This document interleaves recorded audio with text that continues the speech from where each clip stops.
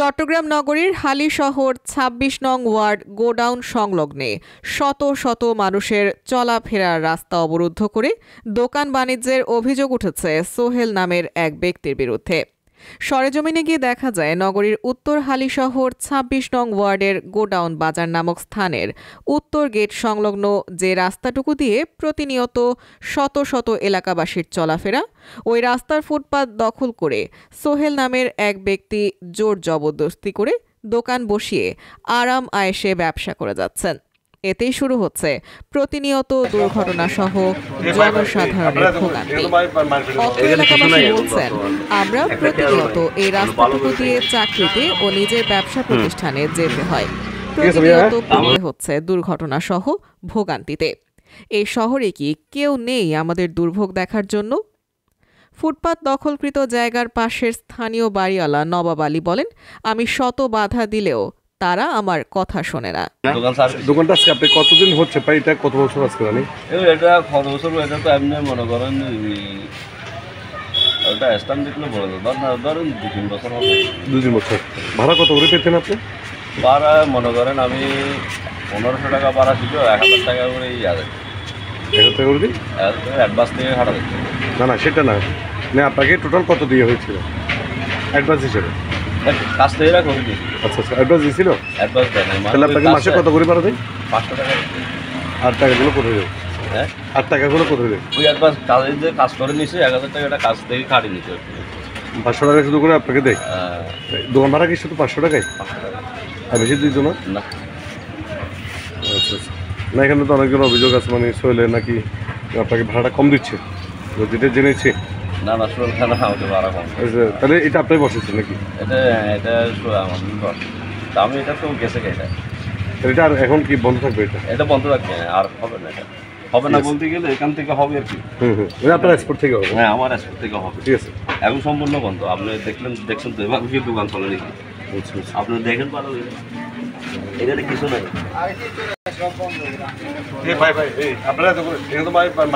এখানে কিছু নাই এখন বর্তমান, একটা চেয়ারও নাই। আপনি ভালো করে দেখেন।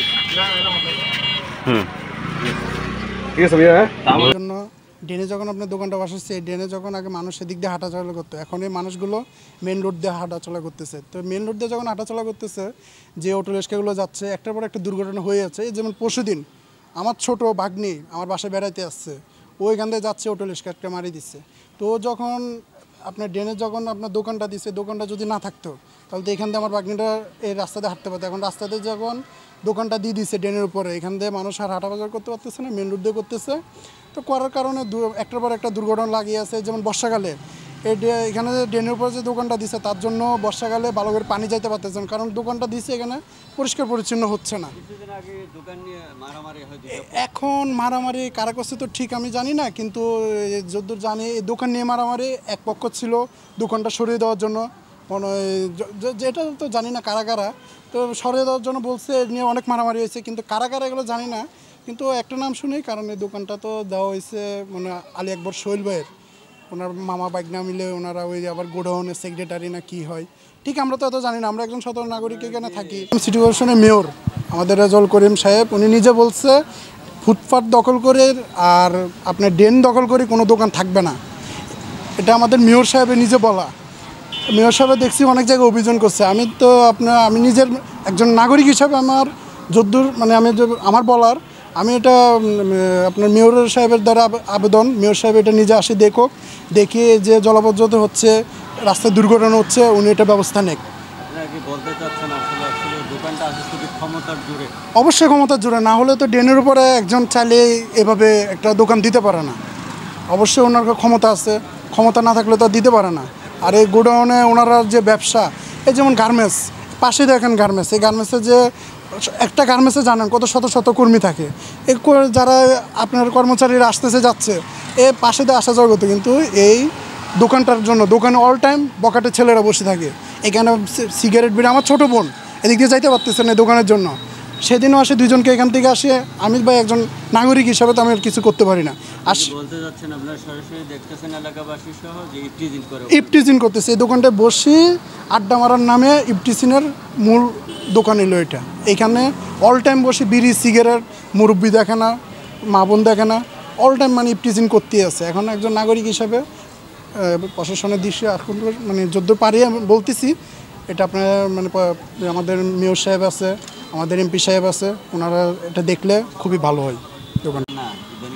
আমরা ইদানিং ধরে এই জিনিসটা ফলো করতেছি, যেমন কিছুদিন আগে একটা বন্যা জল বিস্তৃত হয়েছে, তো এই দোকানটা তারা স্ল্যাবের উপরে অনেক দিন ধরে দেখতেছি, বা দোকানটা দিচ্ছে নালার উপরে, সে জলবায়ু পরিষ্কার পরিচ্ছন্নতা আসলে নাই, যে জিনিস খায় সেটাই নালা ফেলাচ্ছে। আমি কিছুদিন আগে দেখছি বৃষ্টি হলে, এখন অল্প বৃষ্টি হলে ওখানে জলবিদ্যুৎ তৈরি হয়। আরেকটা বিষয় যে এখানে তো প্রায় গার্মেন্টস শ্রমিকতে বিভিন্ন শ্রেণী পেশার মানুষ কিন্তু এখানে বসবাস করে। আপনি কি মনে করেন না যে চলাচলের বিঘ্নতা সৃষ্টি হচ্ছে? অবশ্যই এখান থেকে এই রুট দিয়ে কতজন আনুমানিক চলাচল করে?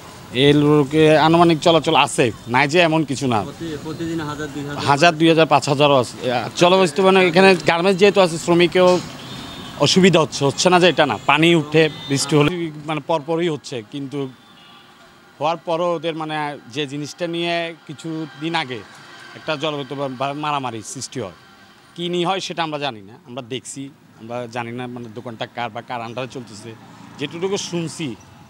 মূলত এই দোকানটা নিয়ে হ্যাঁ, মূলত এই দোকানটা নিয়ে একটু দ্বন্দ্ববিদ্যুৎ হয়।